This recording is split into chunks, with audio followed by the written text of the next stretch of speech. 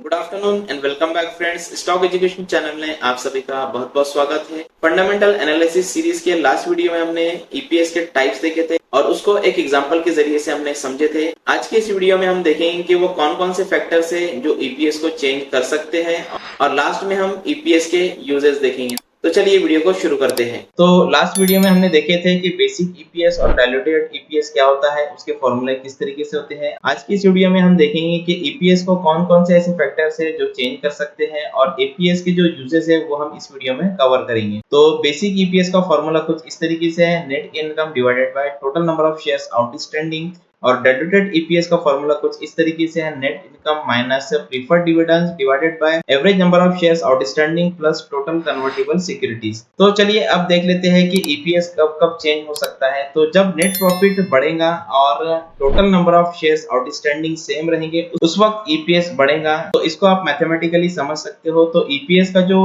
Direct relation है वो net income से है और inverse relation average number of shares outstanding से है। अगर न्यूमरेटर बढ़ेगा तो यहाँ पर ईपीएस जो वो ऑब्वियसली बढ़ेगा उस वक्त जब आउटस्टैंडिंग शेयर्स यहाँ पर डायल्यूट नहीं होना चाहिए। सेकंड पॉइंट कुछ इस तरीके से है कि जब कंपनी बायबैक करती है तो वहां पर नंबर ऑफ शेयर्स आउटस्टैंडिंग कम हो जाते हैं। तो यहाँ पर आप देख सकते हो कि ईपीएस का total number of shares outstanding से इनवर्स रिलेशन है।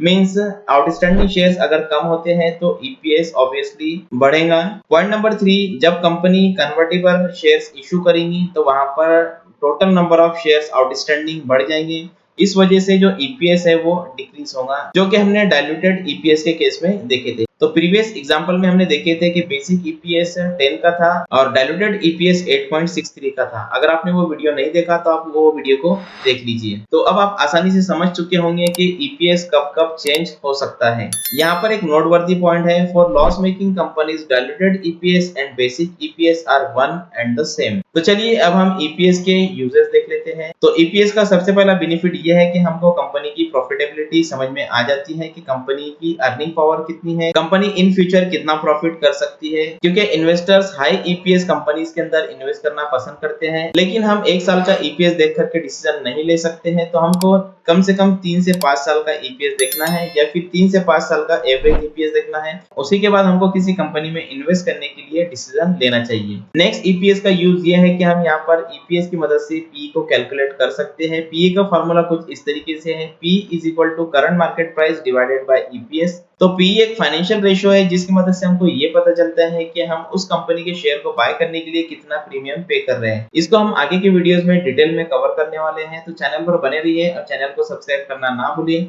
उम्मीद करूंगा कि आपको वीडियो पसंद आया होगा। वीडियो पसंद आया है तो लाइक कीजिए और अपने दोस्तों के साथ में शेयर कीजिए। Thank you so much. Fundamental analysis करने पर अब आपको ईपीएस ग्रोइंग कंपनी मिल चुकी है। अब आप चाहते हो कि स्टॉक को बाय करना है, तो इसके लिए आपके पास में चाहिए एक ट्रेडिंग और डीमैट अकाउंट। डिस्क्रिप्शन में लिंक दिया हुआ है, लिंक पर क्लिक करके अपना ट्रेडिंग और डीमैट अकाउंट एंजल वन में ओपन कर लीजिए। अकाउंट ओपन करने के बाद में आपको एप्लीकेशन ओपन करना है। एप्लीकेशन ओपन करने के बाद में आपको राइट टॉप कॉर्नर के ऊपर स्टॉक का नाम सर्च करना है। स्टॉक का नाम सर्च करने के बाद में आप डायरेक्टली यहाँ पर बाय पर क्लिक करके स्टॉक को बाय कर सकते हो। लेकिन अगर आप फंडामेंटल या फिर टेक्निकल एनालिसिस करना चाहते हो तो आप स्टॉक डिटेल्स या फिर चार्ट के ऊपर क्लिक करके एनालिसिस कर सकते हो। तो हम डायरेक्टली बाय पर क्लिक करके स्टॉक को बाय करेंगे, तो सिंपली इस बाय पर क्लिक कीजिए। बाय पर क्लिक करने के बाद में आप यहाँ पर डिलीवरी सेलेक्ट कीजिए, नंबर ऑफ क्वांटिटी डालिए, डिजायर्ड प्राइस डालिए और सिंपली इस बाय पर क्लिक करके अपने ऑर्डर को कंफर्म कर दीजिए। तो इस तरीके से आप एंजल वन मोबाइल एप्लीकेशन का यूज करते हुए अपने ऑर्डर को प्लेस कर सकते हो।